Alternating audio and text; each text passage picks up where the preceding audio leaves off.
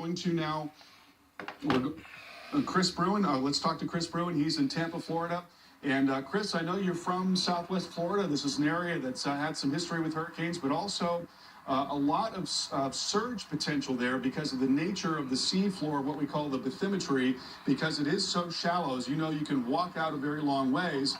And so we're talking about a level of storm surge that really is life-threatening in that area.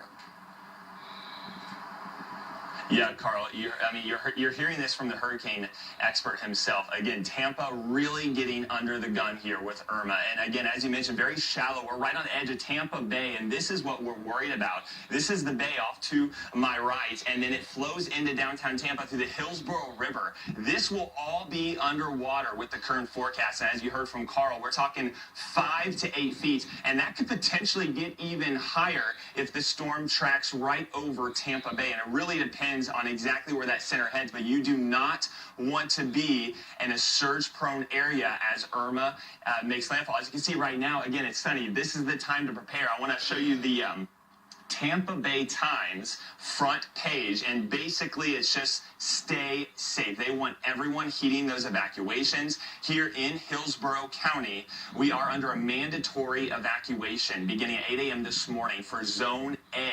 We are in Zone A, and there's a Publix right across the street over here. They are going to be closing within the next hour or so as they're lifting everything off of the initial ground so things can be saved and not get inundated. This whole street, this is Bayshore Boulevard, it flows towards downtown, is one of the most flood-prone areas in Tampa. And again, it's right along the bay. So don't take this storm surge lightly. Yeah, there's a lot of high rises, but again, we're talking winds potentially up to 120 plus here in Tampa within the next 36 to 48 hours. So again, very dangerous situation. Today's the day to finish up those preparations. Again, if you live near water, especially Zone A, listen to your officials and get out. Head to your friends or family that live out of surge-prone areas. Again, you want to get away from the water. That's the issue here in Tampa and Tampa Bay. Again, surrounded by water. In our county over, St. Petersburg, that's the one that's surrounded by water on 3 sides. You have Tampa Bay on the east side, the Gulf of Mexico on the west side, and then where Tampa Bay spills into the Gulf on the south side. So they're surrounded by water on 3 sides. And in Pinellas County, that is where we have mandatory evacuations, not only for Zone A, but Zone B as well. All of the counties here in Tampa Bay Metro dealing with mandatory evacuations. All of the barrier islands get off. The Sarasota Police Department is saying everyone needs to be evacuated on those barrier islands by 6 p.m. tonight. So you must be off there.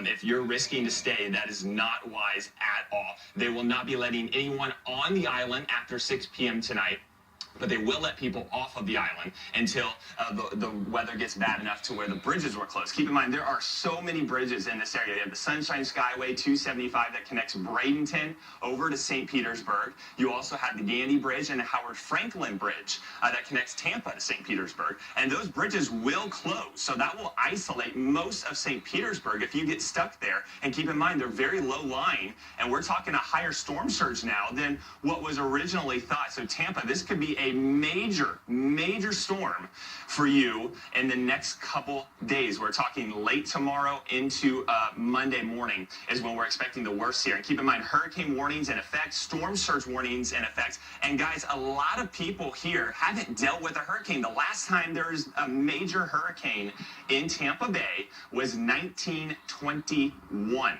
That's almost 100 years ago. So a lot of people may be heading inland, at least to get away from the water. And that's where we're going to find Justin Michaels in Orlando. Of course, Busch Gardens here in Tampa, Justin, is closed today, tomorrow, and Monday. Likely will extend further. Walt Disney World, we know, is closed as well. What is the sense of urgency there? You know, this is a big-time storm, and with it tracking up the West Coast, Orlando will see major impacts as well, not necessarily from the storm surge, but from heavy rains and, of course, those very strong winds.